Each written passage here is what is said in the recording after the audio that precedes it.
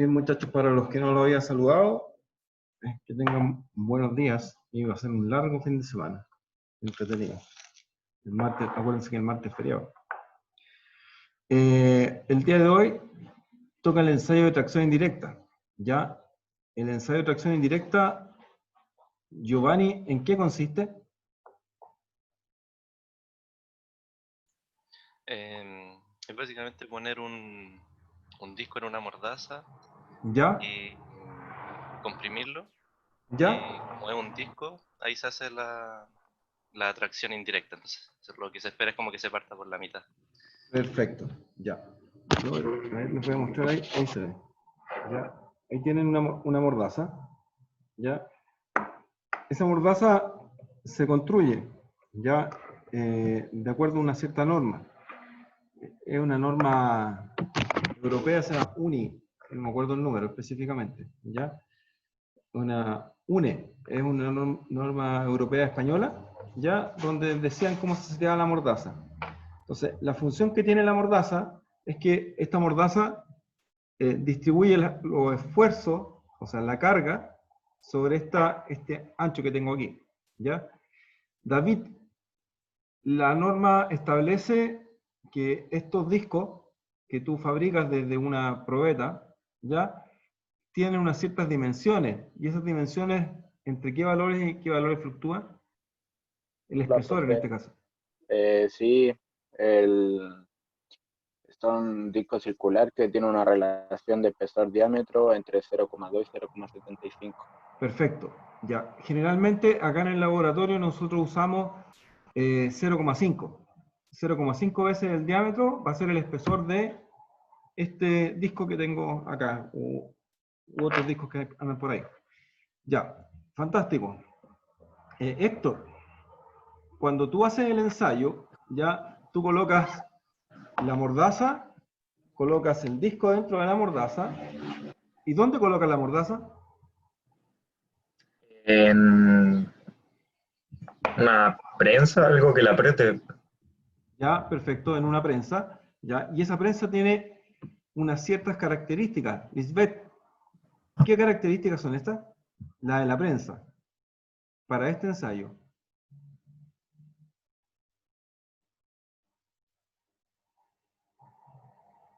¿Tiene audio, Lisbeth? Profe, la Liz está conectándose al internet Ah, ya, otra vez. bueno. Felipe, tú mismo. Ahí Dígame. reemplaza a Liz. Vale. ¿Qué características tiene que tener el ensayo en la prensa? Sabemos que se hace en una prensa. ¿Ya? ¿Qué características tiene? O sea, tiene que cumplir con unos ciertos parámetros, ¿no? La velocidad de carga y la sensibilidad. Perfecto, ya. Y mira, ahora se los voy a mostrar en forma directa. Yo voy a mover el computador. Leyendo.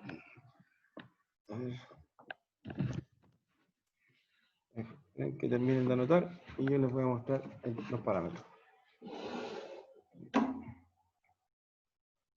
Ya, lo que ven acá, ahí es una prensa. Ya no se aprecia muy bien, pero la cámara está media... Ya, y acá tengo... Ahí sí. Tengo una parte digital donde yo puedo poner los parámetros que yo necesito. ¿Ya? ¿Se alcanzan a ver los números, Felipe, o no? Más o menos. ¿No mucho? No A ver, mucho. ahí, tampoco. El reflejo. Ya, bueno. Dentro de estos parámetros que yo coloco acá, ya se los voy a mencionar. ¿Ya? Primero tengo que escoger el tipo de ensayo. Este ensayo se llama de tracción indirecta. ¿Ya? Voy a cambiarlo aquí. Después voy a devolverlo porque si no me lo reta. ¿Ya? Entonces, y se requieren dos parámetros acá. El L y el D pequeño. Tanto el L como el D ya son el parámetro del diámetro y el parámetro del espesor. ¿Ya? Son dos datos muy relevantes. Ya voy a cambiar porque si no... Ese diámetro y ese espesor ya van a tener una multiplicación por una constante. Esa es la constante K1. La constante K1 es 0,637. Y eso es 2 partido pi. ¿Ya? Si es que no me equivoco. Sí, 2 partido pi. Luego, toda máquina de compresión automática les calcula a ustedes el área que involucra, en este caso, el manto. ¿Ya? Y ese manto ya tiene un área de contacto. Y ahora, déjenme un segundo, voy a devolver esto acá, si no... Ya, ahora sí. Un segundo.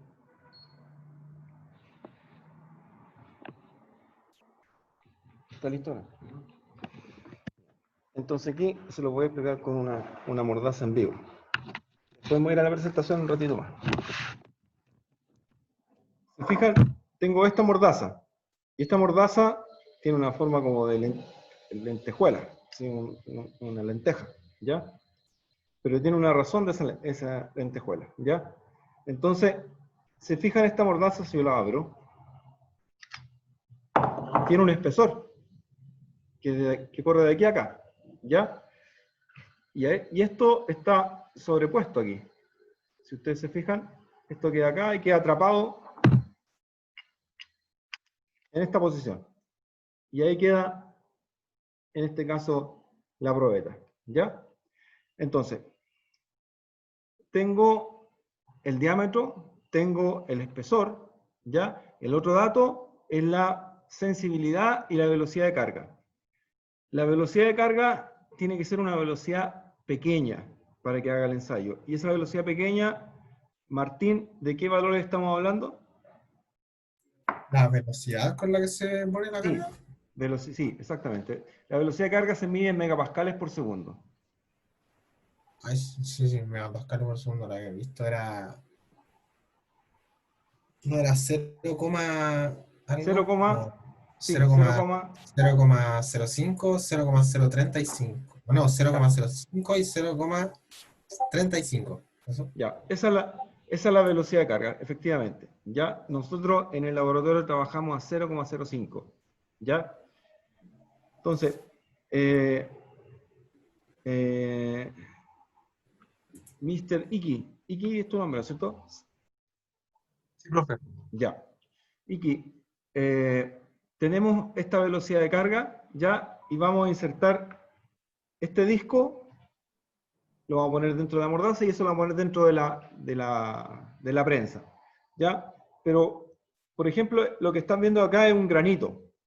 El granito, para el lado que uno lo mire, es más o menos parejo, ¿ya? Pero ¿qué ocurre si yo tuviera una roca, un disco, que no sea tan isotrópico, que sea anisotrópico? ¿Cómo yo ubico el disco? Porque el disco es redondo, yo lo puedo dar vuelta generalmente así y ponerlo en la mordaza. Pero ¿cuál es la buena posición para ponerlo?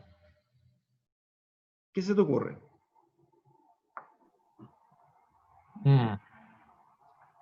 Ahí pensaría algo como es que esto es más una propiedad de los minerales, pero quizás como con el ¿Correcto? clivaje, algo así. Sí. Está, Pero no sé si eso se puede ver a simple vista. está bien apuntada la respuesta, ¿ya? Generalmente, cuando tú tienes todo muy parejo, son puros puntos que están todos uniformemente, da lo mismo, por el lado que lo pongas, ¿ya? Pero cuando ya tienes una orientación ya de los clústeres en un cierto sentido, generalmente yo coloco perpendicular a esa orientación, supongamos que estuvieran así, yo lo coloco perpendicular la carga, ¿ya? Igual, si tuviera una estructura, ya, esa estructura siempre tiene que ir perpendicular al eje de carga, ¿ya? Eso es lo único que tienen que preocuparse. Ya, acá viene otra cosa que es con respecto a la construcción, ¿ya? Ya dijimos que de la probeta nosotros cortamos a 0,5 veces, ya, y vamos a sacar el disco. Ahora les voy a mostrar otro que ya está, este es un disco reventado. Ya, ¿se fijan? Tiene un quiebre, ya se quebró, ya, y tiene un quiebre muy especial, ¿ya? Pero acá viene la pregunta importante, ¿ya? no sé si se alcanza a apreciar en la cámara, pero hay una línea marcada con lápiz grafito al centro y justo se produjo una quebradura al centro. No estas laterales, sino que al centro. ¿Ya? Acá la pueden ver en un disco más grande. Acá tengo un disco más grande y nosotros tomamos el disco y marcamos el diámetro. Y lo marcamos con un lápiz grafito al centro. Porque ese va a ser el diámetro donde supuestamente al producir la carga, este disco se quiebre. Entonces, si la quiebrazón pasa por ese diámetro, significa que es un tipo de ruptura que andamos buscando. ¿Ya? Martín, hay 3 tipos de ruptura en este tipo de ensayo. ¿Cuáles son esos? Sale polvo. Tenemos el tipo T, ¿Ya? el tipo C, ¿no? No, S. ¿Ese? ¿Ya? T y S y Ya, ahí están los 3. Ahí están los 3. Claro, la junta. Es T, S y T y S. Ya. Ahora, respecto al tipo T, ¿qué significa?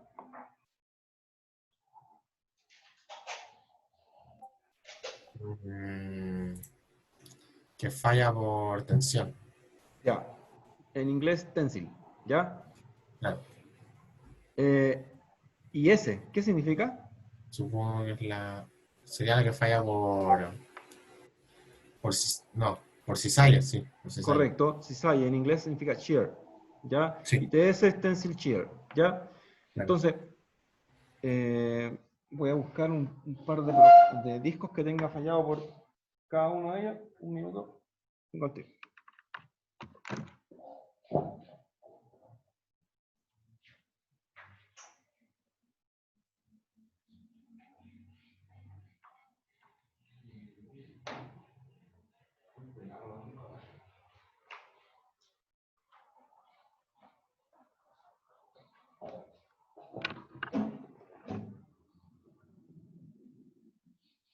Y acá están. Hicimos un trabajo la semana pasada y voy a abrirlo a modo explicativo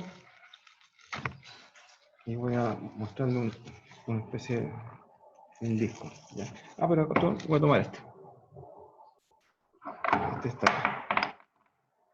Y les voy a mostrar un par de videos. Ya. Entonces, tengo este tipo de ruptura. ¿Ya? Giovanni, ¿me puedes explicar qué tipo de ruptura es y por qué se produjeron acá? No sé si se alcanza a ver bien en la... Se ve bien en la... Ahí se ve mejor. ¿Ya? Sería el tipo T, pues. El tipo T. ¿Por Sí. qué el tipo T? ¿Y por qué no un TS y por qué no un S? Porque van, por ejemplo, van como en la orientación de la línea Ya, que se marca al perfecto. centro. Primera, ¿está correcto lo que dices tú? Primera cosa es que si la ruptura es paralela o a la línea que está marcada en el centro, ya primero es T, ¿ya? Si sale en algún ángulo, puede ser TS, ¿ya? Y lo otro, acá tiene una cosa muy especial. Este tiene, al centro se alcanza a ver que está la línea, ¿cierto? Marcada y tiene la grieta al centro. Un poquito, Sí. ahí se ve la grieta. Y además de eso tiene 2 grietas laterales. Una que está aquí y la otra que está acá. Y tengo un pedazo suelto al medio. ¿Ya? Entonces, ¿qué ocurre? Que está mucho relacionado con la sensibilidad de carga en la máquina. Generalmente, la primera grieta que ocurre en la central. ¿Ya? Esa que estoy insertándole la uña ahí. ¿Ya? Pero a veces la máquina no entiende y sigue cargando. Y al seguir cargando, aparecen las grietas laterales, posteriores, que serían esa y la otra que está al otro lado. ¿Ya? Entonces, esa es una ruptura del tipo T, ¿ya? Pero con un ensayo que no se detuvo en la sensibilidad que uno lo puso, ¿ya? Y la sensibilidad, ¿de qué valor estamos hablando, Giovanni? Sensibilidad de carga, se mide en kilonewton. ¿Y qué es lo que significa?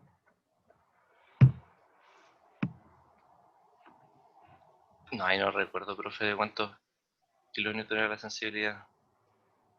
¿Alguien de lo que está acá en el curso se acuerda? No, pero eran 0,5 o no. No, 0,5 megapascales por segundo es la velocidad de carga. Ya, nosotros generalmente, perdón, yo me equivoqué, 0,05 0,05 es la... Sí. es la velocidad de carga y 0,5 es la sensibilidad, ¿está correcto? ¿Ya? Entonces, ¿pero qué es lo que significa el 0,5 kilonewton? Eso es importante. Como cuánta carga puede soportar. No, no necesariamente, no, absolutamente no.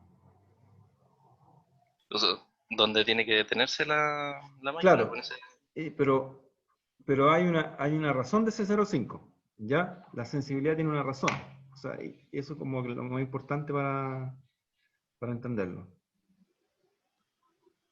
¿Cuál sería esa razón? Es que me pase y rompa de más la carga. Ya, justamente, acá se pasó y aparecieron las dos rupturas laterales, ¿ya?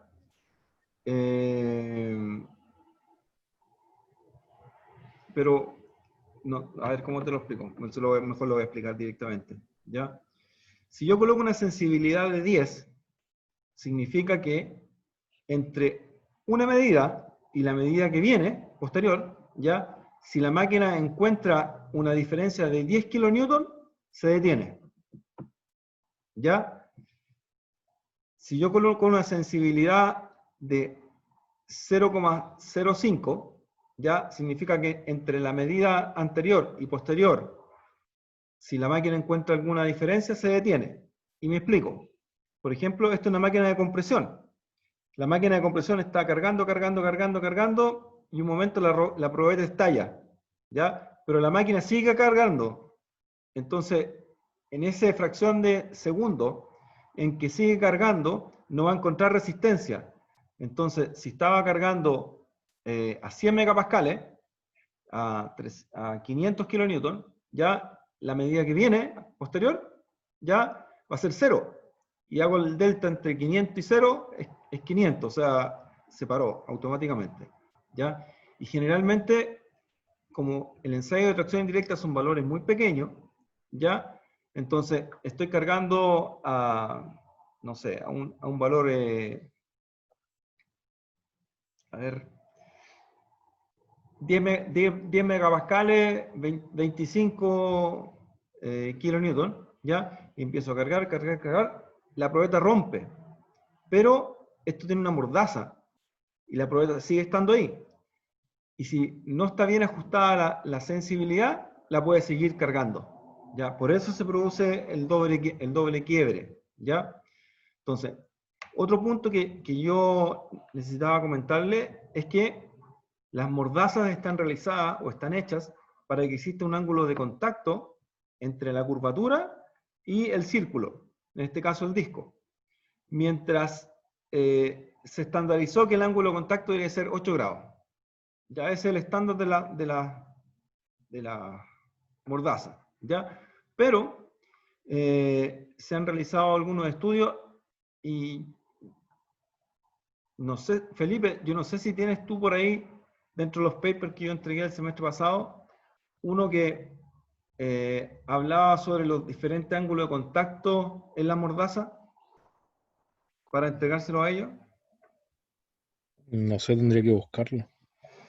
Si no, Pero no me pídeselo. suena, profe, en verdad. Pi- ¿Se lo es puedo la- ver a Rodrigo en todo caso? Sí, exacto, perdón. Sí, exactamente, pídeselo a Rodrigo. Es la tesis de Rubén, el apellido no me acuerdo. Ya. Bueno, ¿cuál es el concepto? El concepto está que nosotros llegamos a la convicción, ya, que el mejor ángulo de contacto es de 30 grados con respecto a tanto a la parte superior como a la parte inferior, 15-15, ¿ya? Ya, les voy a mostrar primero. Voy a cambiar. Profe, una pregunta. Dime. Pero, ¿cuál es la diferencia? La norma dice que debe ser menos de 15 grados. ¿No se refiere al 8. mismo ángulo? Sí, eso. Pero lo ahora, Te lo explico. Lo que pasa es que la norma debe ser menos de 15, pero la mordaza diseñada es de 8. ¿Ya? Entonces, ¿qué ocurre? Nosotros hicimos pruebas, testeamos, ¿ya? Ensayos con la mordaza legal, ¿ya? Con 15, con 20, con 30 grados. ¿Ya?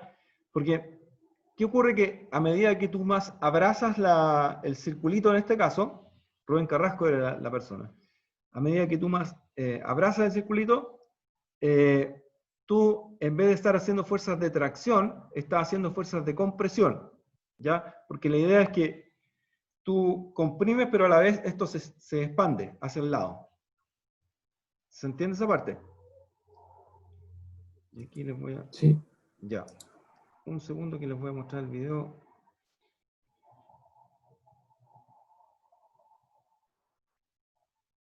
Ya, lo comparto. Compartir. Ya. Alguien escribió por el chat, un segundo. ¿Qué me preguntan? Ah, no. Era el...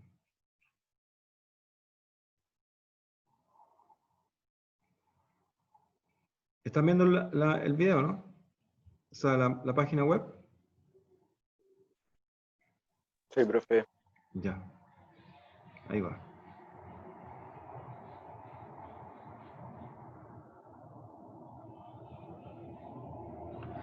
Está sin ruido. Ya ahí tienen una probeta, tienen la línea y se fijan los tipos de carga que están haciendo. Esta es la mordaza clásica.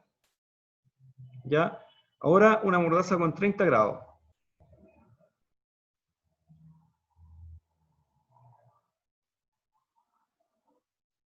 No se apreció mucho la ruptura, pero acá ahora con 20. Ahí se quebró. ¿Ya? Ahora en cámara lenta. Ahí salió. Va nuevamente. Ahí se ve. ¿Ya? Ahora bajamos a 15 grados. O sea, 7,5 y 7,5. ¿Ya? Si se fijan en la zona central, no, tendría que ser una cámara súper lenta para que se vea cómo se quiebra, ¿ya? Ahí tienen, este es el ejemplo ya de la mordaza clásica con la que usamos, ¿ya? Y mordazas pequeñitas que involucran una cierta cantidad de grados. Ya, acá para acá. Profe, ¿cuál sería mejor? Mira, hasta el día de hoy, todos hacen clásico en todas partes. Nadie se ha preguntado que el resultado es mejor con 30. Ya, nosotros lo probamos.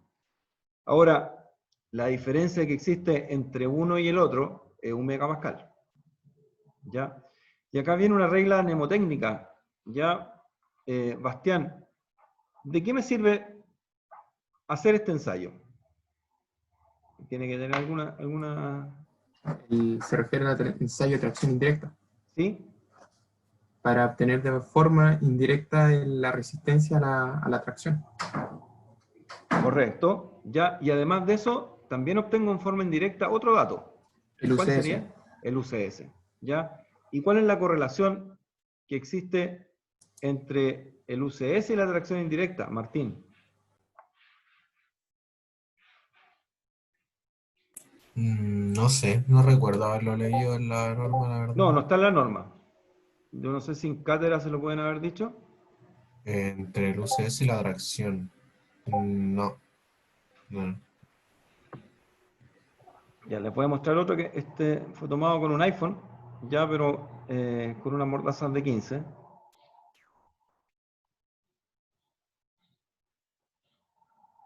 ¿Lo siguen viendo, no?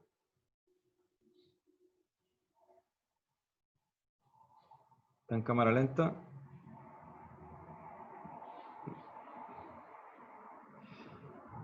¿Escuchan el ruido, no? ¿O está muteado?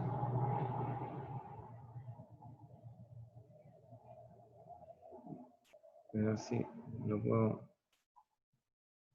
compartir nuevamente.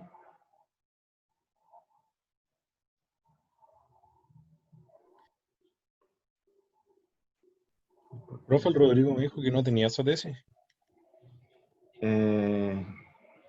Ya, se la voy a reenviar. Se la puede reenviar, pero yo seguro que la tiene. Profe, Ahí va el, espérate, voy a tirar el ensayo nuevamente.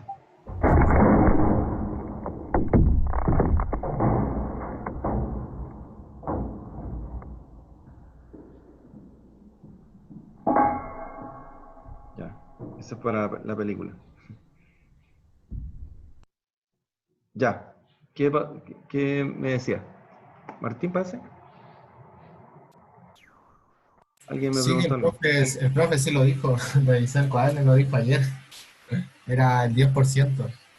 El 10%, ya, efectivamente. Si ustedes tienen un resultado de este ensayo, ya, que es de 9 megapascales, significa que es un ensayo UCS de andar alrededor de los 90. ¿Ya? Este es un dato muy bueno. Y ahora, ¿cómo se maneja? Generalmente es entre 8 y 12. Ese es el marco genérico. ¿Ya? No necesariamente el 10%, pero entre 8 y 12. Esa es la relación. 8 y 12 veces el resultado de sustracción indirecta va a ser el resultado de la UCS. ¿Ya?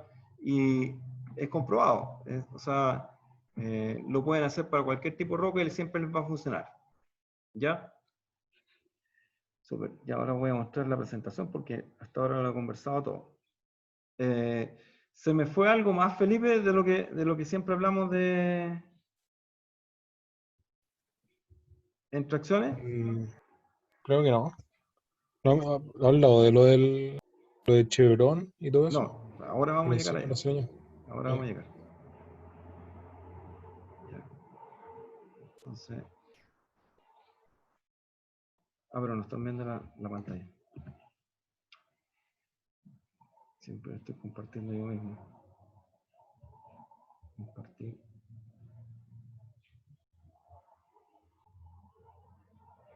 Ya. Ahí se ve, ¿no? Sí, profe. Ya. Tenemos la experiencia 7, que corresponde al ensayo de tracción directa. Ya. El CCNSB y el Chevron. Ya. Ustedes dicen, ¿y qué es lo que es el Chevron y qué es lo que es el CCSNB? Ya. Tanto como el Chevron como el CCSNB, ya, es el valor, ya, de el resultado de una tracción indirecta empujado a través de una fractura. Me explico. Primero vamos a ir con tracción indirecta y después vamos a entrar al CSNB y al Chevron. ¿Ya? Entonces, acá lo tienen. Tienen una prensa, está apretando un disco, ya este disco se quiebra acá, ¿ya? Y acá tienen el diámetro, ¿cierto? El espesor hacia atrás, ¿ya? Y la relación entre 0,25 y 0,75, usamos 0,5 y con eso estamos listos, ¿ya? Y obtenemos el resultado. Acá no tiene la marca, pero nosotros usamos la línea en lápiz grafito al centro. Acá está lo que estábamos conversando, ¿ya? Y acá está la velocidad de carga, ¿ya? Entonces, ¿qué ocurre? Primera cosa, nosotros debemos establecer, este es un resultado de compresión, pero a la vez tracción, entonces le llamamos sigma T, ¿ya? El sigma de tensile. ¿Y cómo se relaciona? Se relaciona entre el perímetro, ¿ya? Que estamos cargando, ¿ya? Ahí está el 2pi, que es el 0,675, el que nosotros hablábamos, el D y el T. ¿Ya? Esta es la fórmula que tiene incluida la prensa. Aquí está el procedimiento que yo ya les expliqué, ¿ya? Y acá está el paso a paso. El paso a paso, y de hecho, a muy buen recuerdo, esta probeta es la misma que aparece ahí en la diapositiva. ¿Ya?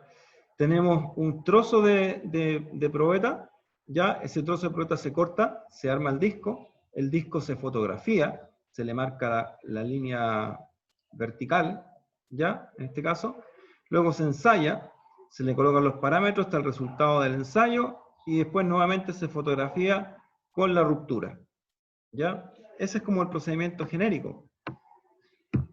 Ya, acá están los tres tipos de cizallamiento, perdón, de resultados. Donde tenemos una falla tipo E al centro, un TS, fíjense que la parte final se cizalla, no se corta por el centro, sino que se cizalla, ya, o simplemente uno carga la probeta y se fue por una estructura lateral, ya no por el centro, ya.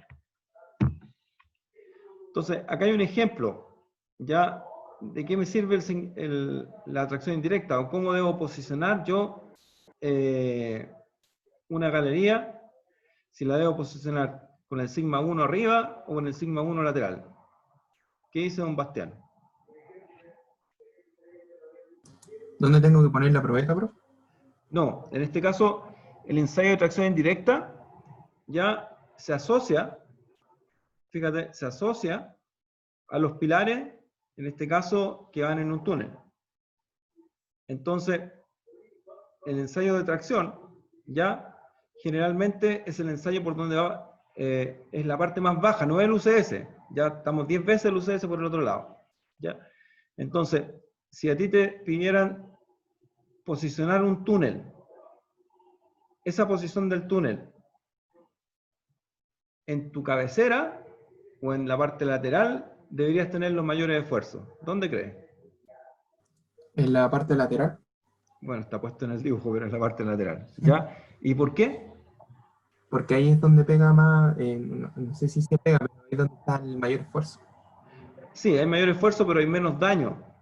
¿Ya? El daño que se va a Claro, si producir no- dentro del túnel va a ser menor que si estuviera en la cabeza. ¿Y por qué razón? Porque si no el túnel no, escucha, o si no colapsaría, entre comillas, por Sí, arriba. colapsa. ¿Ya? Y efectivamente le estamos agregando a eso el peso de la roca, o sea, colapsa dos veces. ¿Ya? Entonces, acá nace el CCNSCB, ¿ya? Corresponde a Cracked, Chevron, Knotted, Semicircular Bend. Ya. Miren, esto nació hace, estamos hablando, 6 años atrás o 7 años atrás, no sé, o más. Nos llegaron al laboratorio unas muestras de la mina en la Coipa, ya, y me dijo la persona que los mandó, ¿sabe?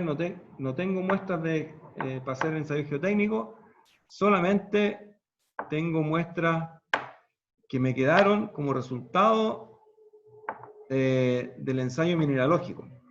Ustedes saben que cuando se analizan los sondajes los cortan por la mitad, ya, y ese corte por la mitad lo va a hacer análisis mineralógico metro a metro, y la otra mitad queda como respaldo. Obviamente después del tiempo eso queda ahí, se hicieron los ensayos de mineralógico, se perdió la mitad del testigo, quedó la mitad del testigo. Entonces ahí viene semicircular bend, ese es la medio testigo, ¿ya? Entonces, el ensayo se llama Cracked Chevron, ¿ya? ¿A qué se refiere? Se refiere a que yo lo que tengo ahí es como si tuviera una figura horizontal, ¿ya? Donde tengo dos partes que la voy a sostener arriba y una la parte la voy a cargar arriba.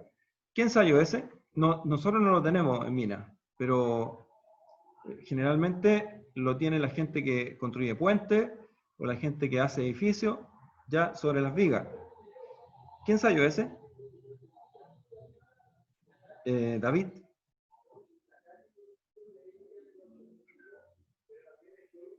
Profe, ¿me la puede repetir, por favor? Si queremos ensayar una viga, ¿ya? ¿Cómo la ensayamos la viga? ¿Y qué nombre tiene? Acá tengo una viga, le coloco dos soportes en la parte inferior y uno arriba, y la cargo. Y yo creo que en resistencia material lo tienen que haber hecho.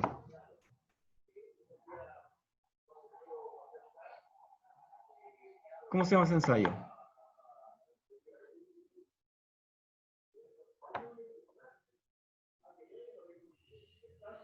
No, profe, no sé. Ya, un ensayo de flexión. ¿Ya? Vamos a ver qué tanto se flecta una viga. ¿Ya? Entonces, ahora, ¿cuál es el punto? Este ensayo de flexión lo vamos a llevar a un... voy a traer uno, acá tengo uno.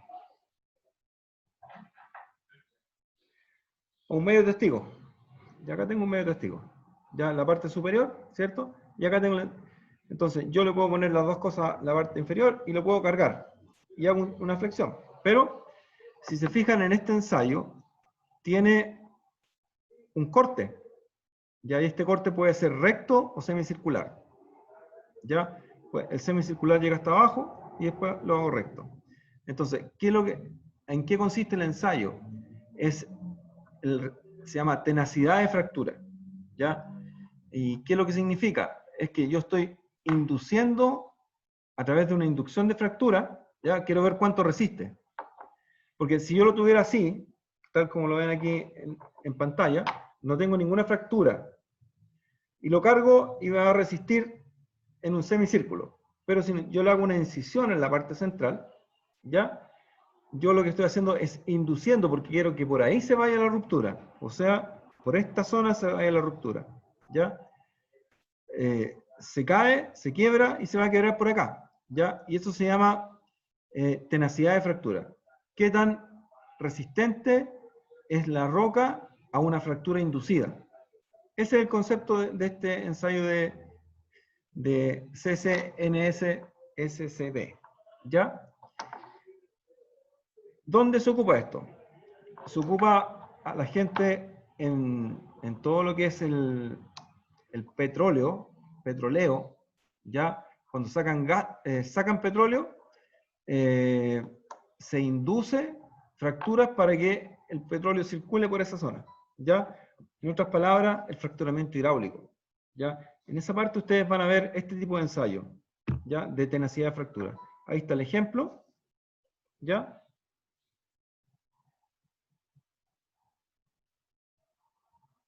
Un segundo que me está...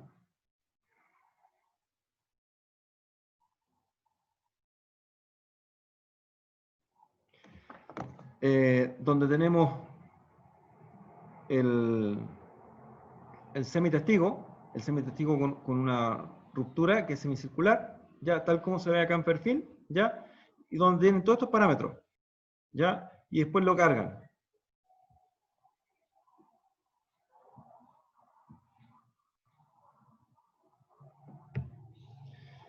Y además de eso, ya estos parámetros, para que el resultado sea válido, deberían estar dentro de este cuadradito. ¿Ya? Y pasa lo mismo para el caso del CCNPD, ¿ya? O Cracker Chevron Brazilian Disc, donde esto se ensaya en un tremendo disco, en una probeta, así, este es el tamaño del disco, ¿ya? Y a este disco, como yo quiero que se rompa por el medio, yo le voy a realizar una escisión o un corte circular en la parte central, ¿ya? Y con ese corte circular yo voy a inducir una fractura. Ya acá está la fabricación, se toma el probetón, se saca la fotito y se le hace una decisión con un esmeril. Ya se corta por acá, se corta por allá y luego se carga. Ya una vez que está quebrado, le puedo tomar los parámetros, antes no puedo. ¿Ya? Bueno, y era eso nomás. A ver, les voy a mostrar uno directamente. Espérense un poquito.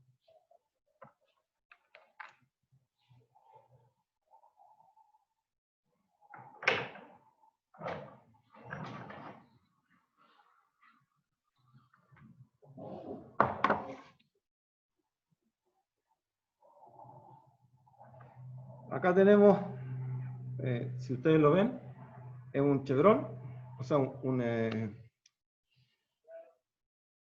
probetón. Ese probetón se marcó, ¿ya? Se marcó varias veces y acá se hizo el corte. No sé si se alcanza a apreciar, pero fue hecho con un esmeril. Y por el otro lado también. y después uno tiene que ver la luz. No sé si ahí se ve un poquito la luz entre la roca. Yo tengo que mirar por él y tengo que verlo. Yo veo hacia el otro lado, ¿ya? Tal como aparece ahí. Y luego se toma esto y se coloca la mordaza y se ensaya tal como si fuera un ensayo de tracción indirecta.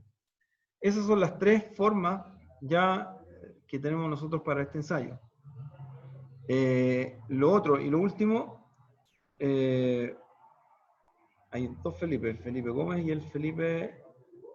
el otro apellido Meneses, Felipe Meneses, ya que es el último dato que me está faltando. ¿Qué dice la norma respecto al tiempo que tiene que tener el ensayo?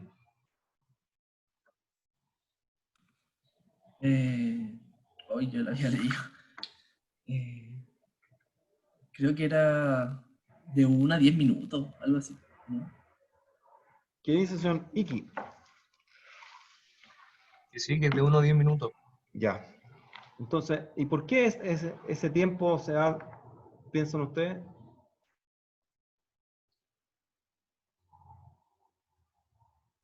Para que haya una distribución uniforme de los esfuerzos, quizás. Perfecto. Eso es lo primero, ¿ya? Y lo otro es que tú puedes asegurar esto de la siguiente forma. Si tú tienes una velocidad de carga de 0,05 megapascales por segundo, ¿ya? Y tu roca generalmente se va a romper en 10 megapascales, entonces, con el tiempo, ¿cuánto te da en tiempo eso? La duración del ensayo. Iki, si lo puedes calcular ahí. ¿Cuánto, profe? Mira, era 0,05 megapascales por segundo. ¿Ya? Y tu roca rompe a los 10 megapascales. ¿Cuántos segundos son? Como 200.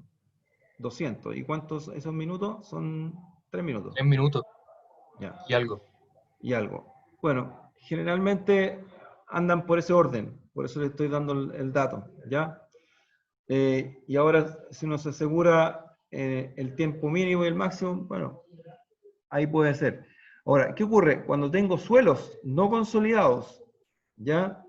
O tengo material de roca que es muy, llamémoslo así, de baja competencia, ¿ya? A veces uno le coloca la mordaza, ¿ya? Y empieza a cargar, y la roca carga, y se deforma, ¿ya? Y no quiebra por el centro. No es ni ruptura T, ni S, ni TS, ¿ya? Es como aplastar un pan con palta, ¿ya? Entonces, generalmente uno hace el ensayo con la puerta abierta de la prensa y uno está mirando el ensayo. Ese es otro concepto. Porque esto no va a estallar, no va a producir un daño, no va a haber una explosión de roca que te pueda dañar, porque los esfuerzos se están distribuyendo en todo el manto, ¿ya? Entonces, y uno tiene que estar atento ahí para detener el ensayo, ¿ya? Ahora, cuando yo quiero que el ensayo no se detenga, le subo la sensibilidad. Cuando quiero que el ensayo se detenga más rápido, le bajo la sensibilidad. Ya ese es el concepto de la sensibilidad.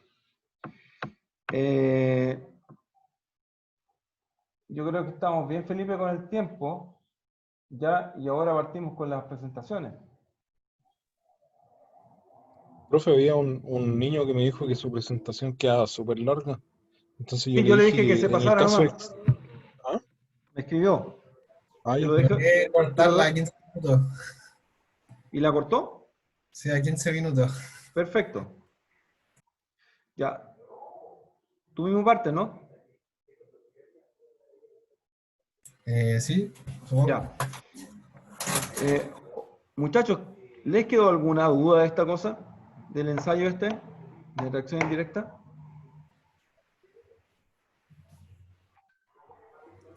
No, profe, por lo menos yo no. Ya, voy a dejar de compartir pantalla. Felipe, yo no sé si a este curso le dije que entraran a la página web para hacer la mordaza o no. No. Bueno, hay una página web de un compañero de ustedes, ¿cómo se llama este niño? ¿El Hernán? Hernán Salinas, ya, que tiene Le voy a ver que me pase el link directo, lo voy a poner en la página web del laboratorio. Tiene un YouTube, ya cuando le tocó hacer, le tocó fabricar la mordaza. Y él tiene un YouTube paso a paso de hacer una mordaza en AutoCAD en 2D y en 3D. ¿Ya? Entonces, no les voy a ver que lo hagan, pero les voy a ver que lo vean. ¿Ya? Que vean cómo se hace y ojalá que lo pudieran... porque eso no es posible preguntarlo. Bueno, véanlo. ¿Ya? Muchachos, otra cosa que es sumamente importante. ¿Ya? ¿Hay alguien que haga práctica de los que están aquí durante el mes de enero? Alguien me escribió, yo no me acuerdo de qué curso fue. ¿Nadie? Yo le escribí, profe. Giovanni, mira, si nosotros tenemos, de acuerdo al programa de este laboratorio, ¿ya? Nosotros vamos a terminar antes de enero. Quedaría la prueba pendiente. ¿Ya? Solamente la prueba. Porque estamos ahora en la clase número 7 y son 9. Sí, estaba viendo por la programación que salía que era el 31, creo, como la prueba. Ya. Pero Entonces, no sé si correrá eso. Mira, ahora, yo creo que me voy a poner de acuerdo con Felipe, ya, y vamos a ver las fechas que quedan hacia adelante, para que esto termine antes de que salgamos en enero. Ya, y si es que queda en enero, ya que la prueba la tengamos a lo mejor no un día jueves, sino que un día que se puedan todos. ¿Ya? Ah, ok, profe. ¿Ya? Entonces, era esa Ya, profe. la consulta. Muchas gracias. Ya. Quien vaya a proyectar, que ya está libre, que proyecte.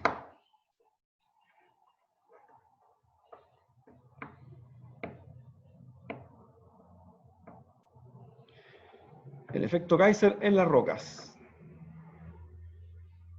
Martín, go ahead. Sí, voy a... tengo que presentarla. A ver si. ¿Se ve cierto? No. No. Ahí sí. Ok, ahí sí. Yeah. Se demoró en llegar, pero llegó.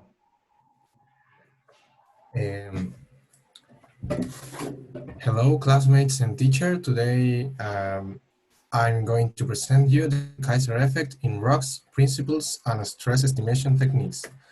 So, first we have the introduction. Design and operation of underground excavations require accurate information about in situ stresses. There are different stress measurement methods in rocks, such as overcovering and hydrofracturating. Most of them are time and labor consuming, so they also do not provide the necessary accuracy. So that's why we are going to explore some new techniques. These new techniques normally have to do with stress memory of the rock, which is the ability to accumulate, to retain, and under certain conditions to produce information of the stress experienced in the past, which is also irreversible damage. So, irreversible deformation of rocks is accompanied by the Kaiser effect involving acoustic emissions, AE. Why is that? This is because the rock just before fracturing generates acoustic emission. So that's important because now we know that if we want to study the Kaiser effect, we can fracturate a rock and then generate acoustic emission to study this effect. So a concept important here is that when the largest previously experienced stress level is exceeded, the AE increases dramatically. So we have the Kaiser effect.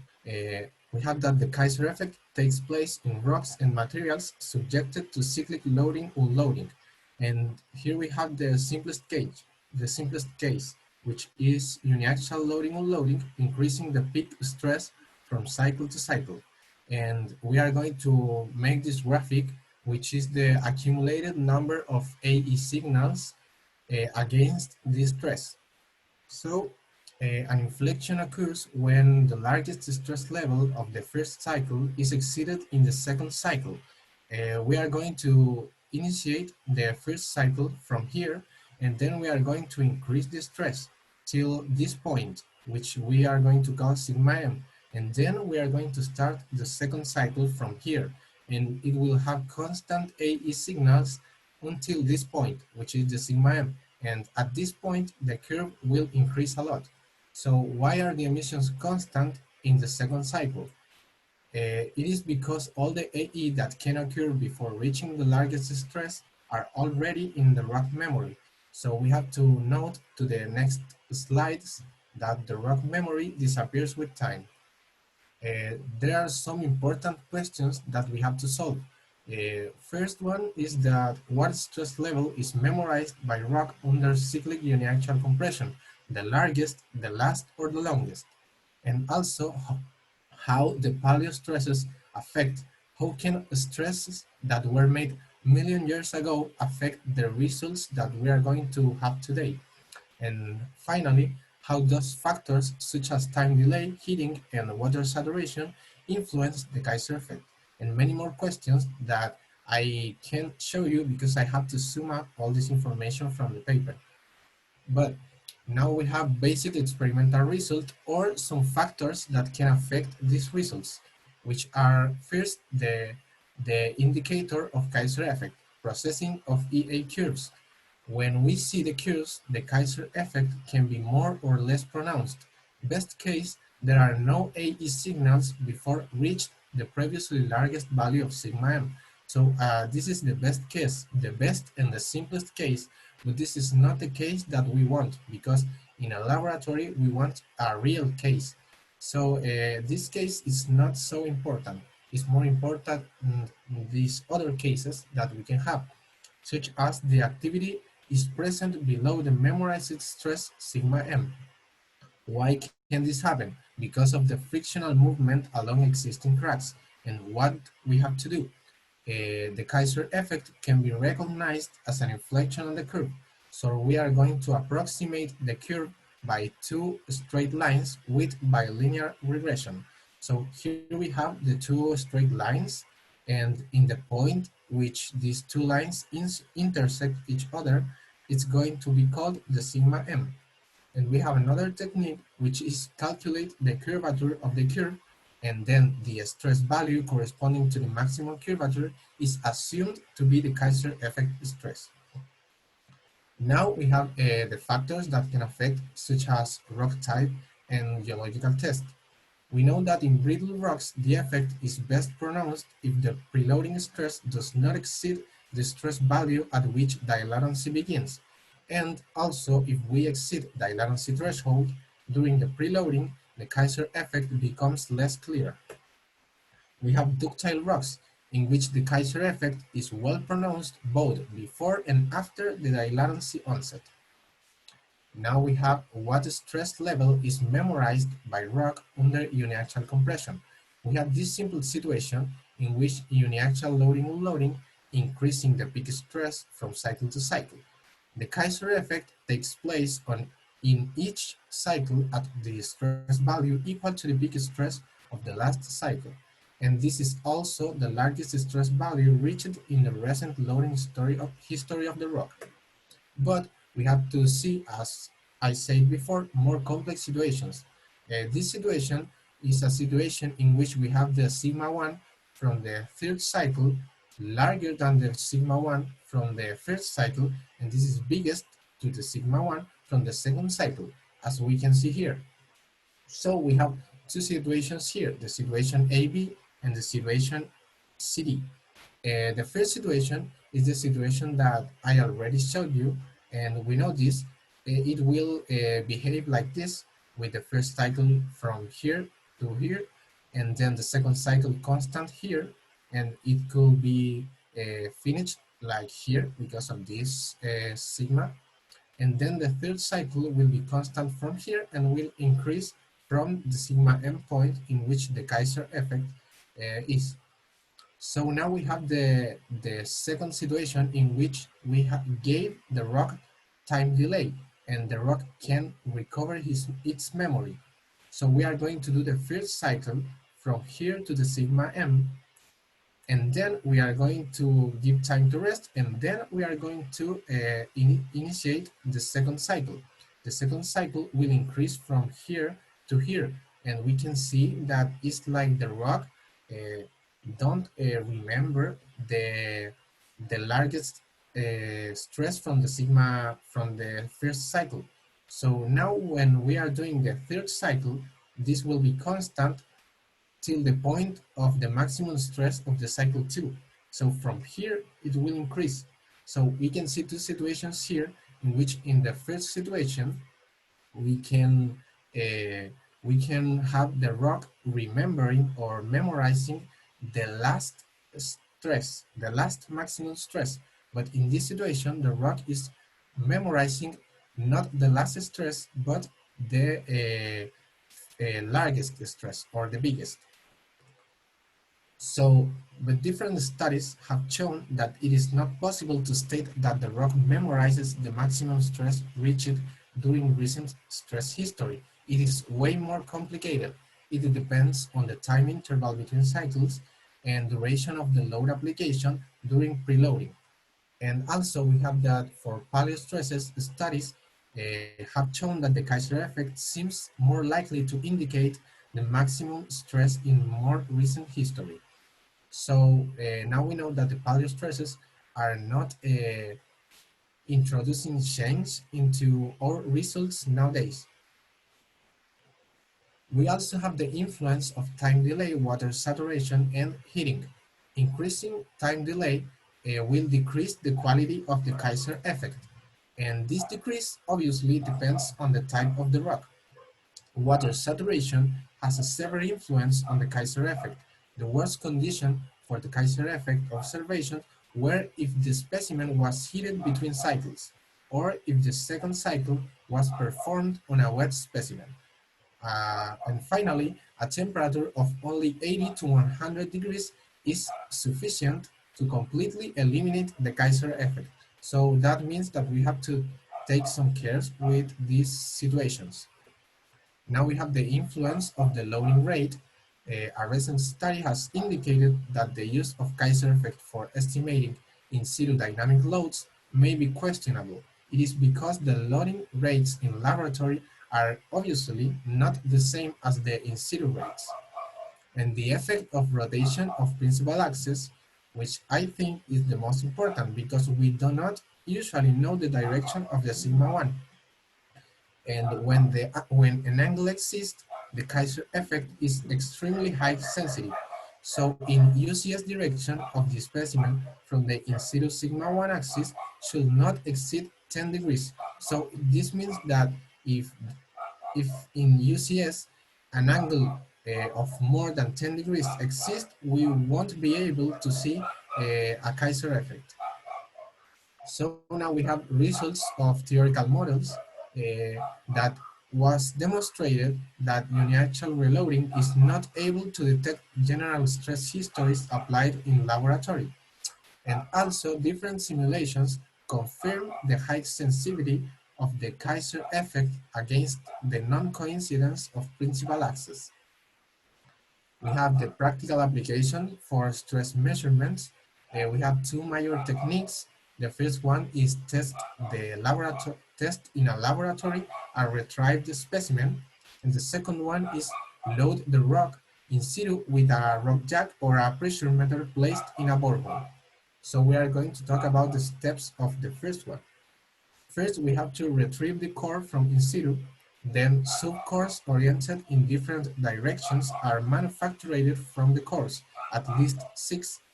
Then test the 6 specimens in uniaxial compression with simultaneous measurement of EA activity. Then we have to plot the curve cumulative AE hits against uniaxial stress, then analyze the curve in order to find an inflection. And finally, it is often believed that this inflection occurs at the stress value equal to the normal stress component in situ. We have the problems with this first method. The 6 specimens are not oriented in the sigma 1 direction, so an angle of more than 10 degrees exists.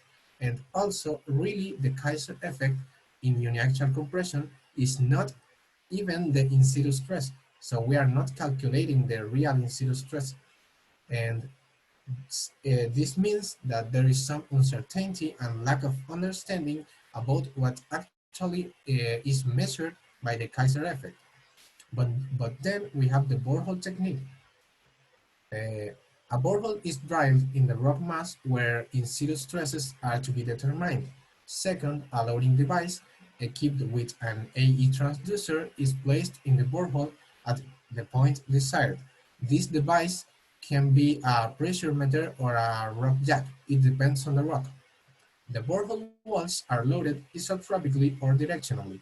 Fourth, EA activity is measured during the loading process. And finally, the dependency of EA cumulative hits against pressure is examined in the hope to finding an inflection. So this means that this inflection will be the original in situ stress. We have some weaknesses on this method, like acoustic noise coming from the friction between the device and the borehole walls, and from technological sources may obscure the EA from the rock. Also, the acoustic jacks are not available on the market, so they have high costs. Third, the interpretation problems, such as the direction of sigma 1 and the reaction stress state of the in situ stress state. And finally, it is important a full restoration of the stress state. Now we have the strength of this second method called borehole method. It is performed at a larger scale. We do not have to take the core out of the rock mass. And finally, the conditions are close to the original environment. So we don't have to worry about the temperature and the humidity of the rock mass. And finally, the conclusions that there are important limitations on the stress measurement applications, and the needs of further studies of the Kaiser effect are important. The borehole techniques seems to be a promising one, but we cannot underestimate its fundamental limitations. And finally, even if the Kaiser effect works well, it should be recommended for use in combination with other stresses memory effect, because if we are having other memory effects, we can have more information about the rock. So that's all, and thank you for listening.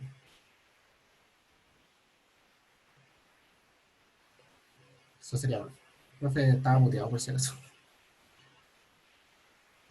Ya, perdón, Martín, tengo una sola pregunta. ¿Ya? El tiempo de receso que tú tienes entre un ensayo y otro, cuando se pierde el efecto Kaiser, Claro. ¿de cuánto tiempo estamos hablando? ¿De un año, de un día, de una hora, de cuánto? Eso depende de la roca, porque de hecho al principio lo tenía puesto, pero era mucho tiempo. No, sí.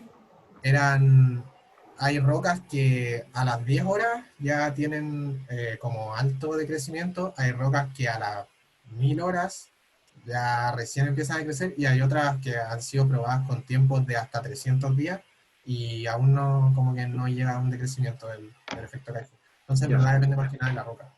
Ya, y ahora con respecto, tú pusiste ahí que habían dos otros ejemplos, cuando está la humedad y está la temperatura. ¿Cierto? Cuando, Claro. que con humedad puede salir cualquier cosa. Claro. ¿Ya? Y con temperatura alta también. Se Con pierde. temperatura alta se elimina. Se elimina. ¿Ya? ¿Eso siempre pasa? Esto pasa que esto lo más probable es que dependa de la roca, pero no recuerdo si dependía o no, porque pasa que todos estos parámetros que salen acá son resultados de experiencias de laboratorio. No hay mucho que esté como teóricamente probado, por lo menos en esta parte, como que la mayoría son resultados de laboratorio. Entonces tendría que saber cuál roca fue ocupada para ciertos experimentos para saber eso, y probablemente sí sale, pero no lo puse acá. No puedo acordar de la y lo último, ya con eso ya remato. Al final, ¿qué es lo que calculabas? Calculabas tu esfuerzo final, ¿no? O sea, la distribución de esfuerzo al interior de un sistema. ¿En cuál de los métodos? En el primero. En el primer método. Claro, este método tiene un problema porque según varios experimentos se ha llegado a la conclusión de que no está calculando realmente lo que uno espera. Y de hecho se dice que ni siquiera es como que se sabe bien qué es lo que tengo puesto aquí. Que Ya, dice sí, que sí, sí. hay mucha Incerteza. premonición. No, sí, sí, de eso me fijé que ya. Y para lo segundo, el último método. En este caso, este método está, por lo que entendí del paper, el método está como en prueba. O sea que todavía se necesitan mucho más búsqueda y más cosas para aún saber qué se está logrando. Pero, pero claro, este método también está diciendo lo mismo de que la inflexión indica el in situ original. Entonces yo diría que probablemente no llegue, porque también había varias cosas que no pude poner acá, pero una era que los esfuerzos triaxiales eran como los reales, y en este caso son solo UCS. Entonces, Ya, sí, bueno, el claro. paper está antiguo ya. De hecho, al final se probaron con triaxiales, pero con los triaxiales no funciona. No encontráis perdí la emisión acústica. Entonces Perdí el completamente Kaiser. Mm, no se puede. ya. Eh, eso nomás. Yo, yo le pongo un 7, Felipe. Ya, profe. ¿Cómo, profe? Sí. Ponele un 7. Ya, profe. Se te perdió el audio. No escuché, ¿cómo? ¿Qué dijo? Eh, ¿Es él nomás o hay otra persona? Estoy yo, igual. Ya, Yo hablo como de la emisión acústica, pero las pruebas en Australia que se hicieron. ya, Felipe. Felipe, eres tú, ¿no? Sí, Felipe Ya, Meneses. ya. ¿Se escucha bien, cierto? Sí, comparte pantalla nomás. Ya, sí.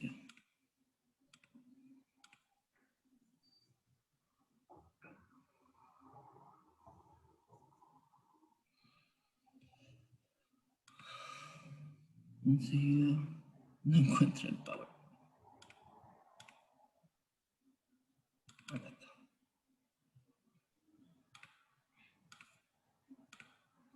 ¿Se ve? Se demora en llegar. Ya viene, llegó. Dale nomás. ¿Ok? Go ahead. Okay. Good morning, teacher, assistant, and college. My name is Felipe Menese. Today I will present the technique of acoustic emission monitoring. Table of contents, introduction of the topic. What is the technique based on? Example of results in grade depth, vertical stress graph, normal stress graph, shear stress graph, and conclusion. Introduction. The techniques is based of the monitoring of acoustic emission from the mobilization microstructures, and during the last decade, it has been used to estimate in situ stress for more than 80 main located in 30 countries, which is carried out by the WSM, known as Western Australia School of Mine. This technique allows for stress estimation using oriented curve that can be drill deep from a remote location. It has been developed and widely implemented over the past 10 years at the Western Australia School of Mine, WASM. The technique makes it possible to determine representative and detailed knowledge of in situ stress during to early stages of project, even in areas where access for development is not yet available, below large current open pits or underground mines.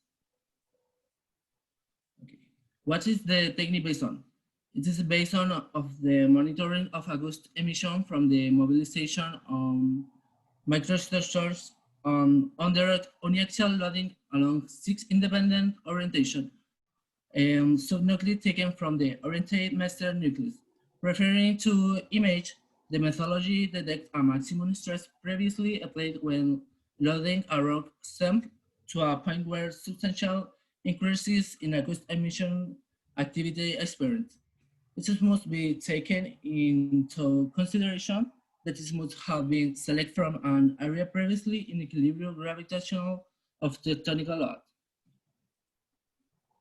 Example of result grade depth.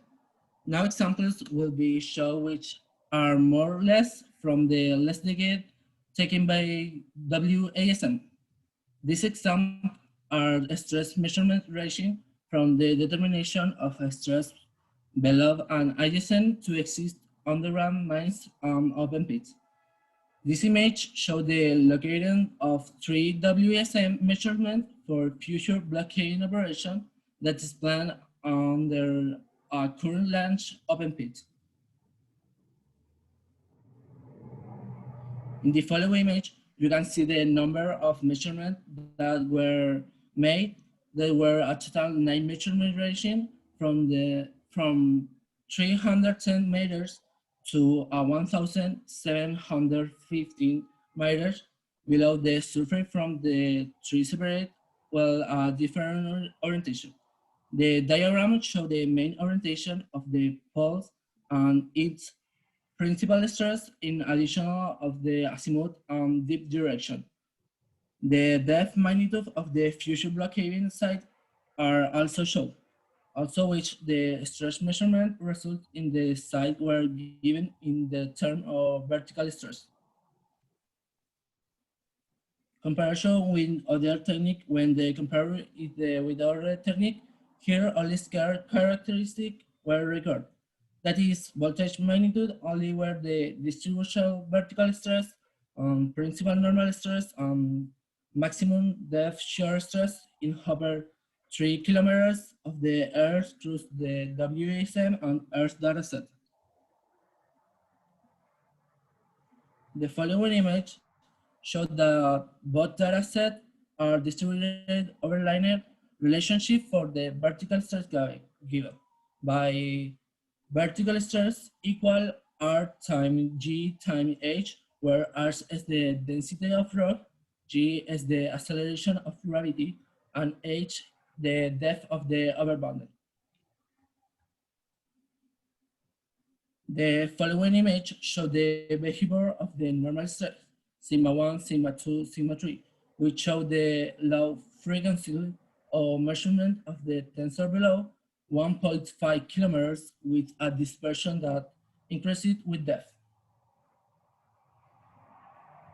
Without matching the following image, you can see the behavior on the same in the distribution of maximum shear stress of WSM on Earth, but datasets show non-linearly and considerable dispersion with depth, which is believed to related to the variability in shear strength of the aircraft and its ability withstand shear stress.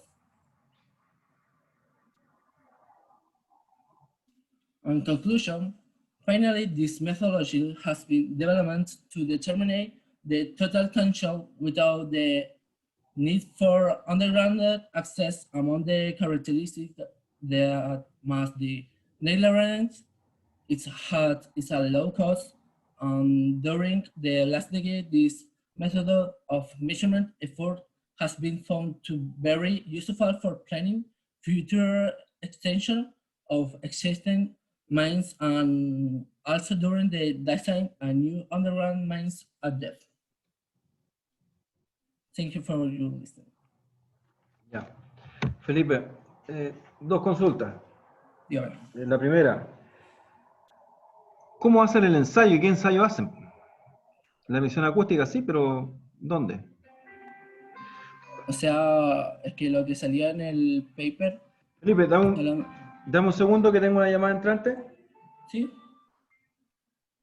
¿Aló, Valentina? Bien, cuéntame. No.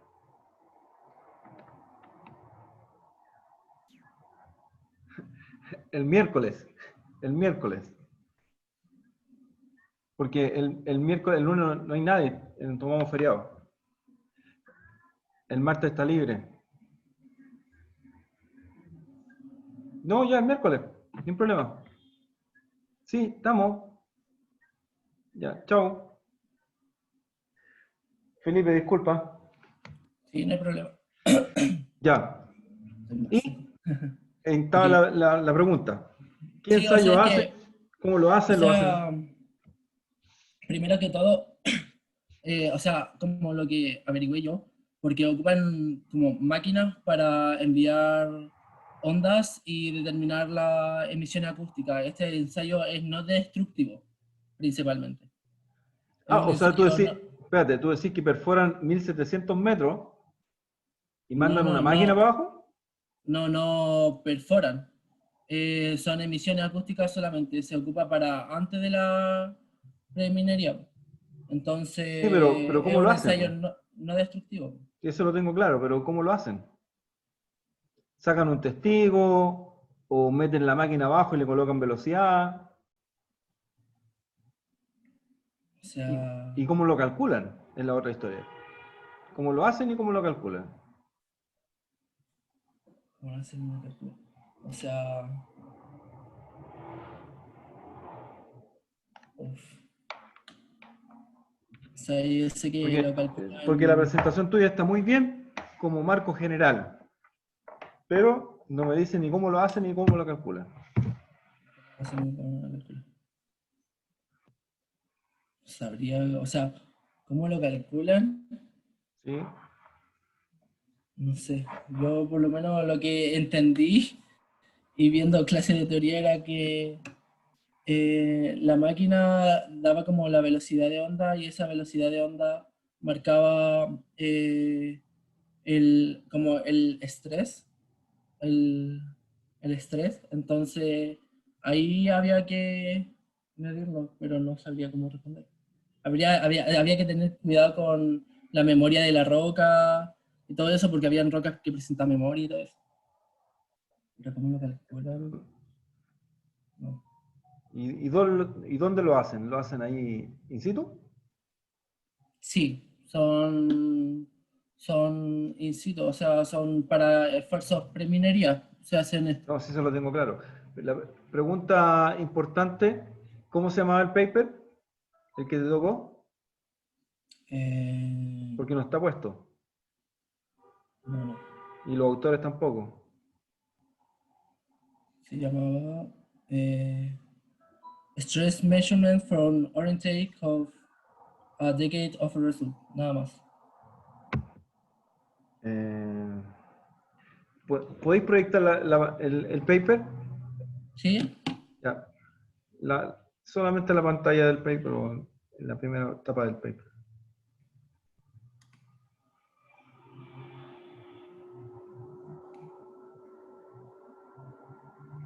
Déjeme buscar. Carlos.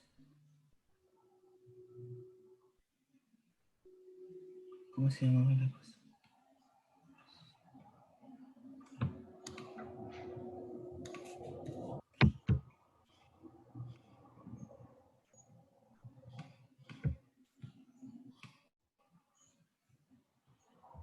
Acá está.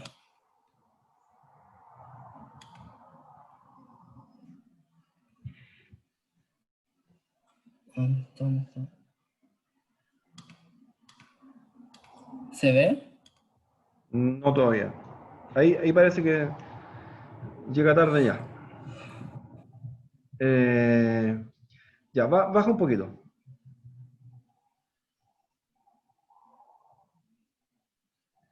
Baja nomás, baja. Ya, pues ahí te dice cómo se calcula. Ah, sí, con el K. Con el K, o sea, ya.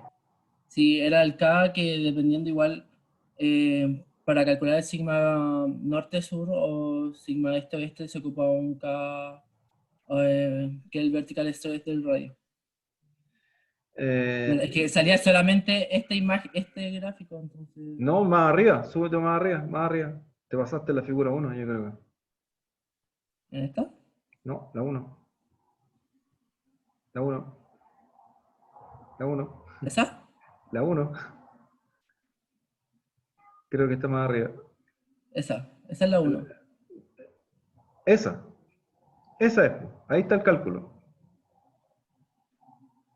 Aquí está el cálculo. Ese es el cálculo. Ese es el cálculo. Mm, Ya. Baja un poquito, ya sí, eso ya está claro.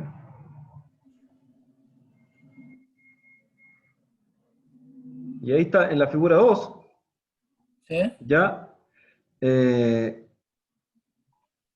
estamos marcando los hipocentros. Ya, ese es en el testigo. En el testigo se marcaba el hipocentro. Sí, Ok. ya, y sigue bajando. Dale nomás, baja.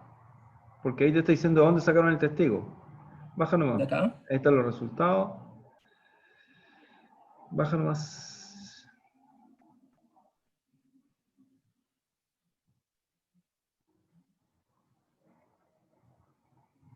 Ya. No hay más. O sea, Ah, no ya. hay más, pero hay mucho. Sí, pues, ¿Ya? pero hay mucho. No hay más, pero hay mucho. Ya, Felipe, estamos. No Ya. sé si el otro Felipe alcanzó a entrar.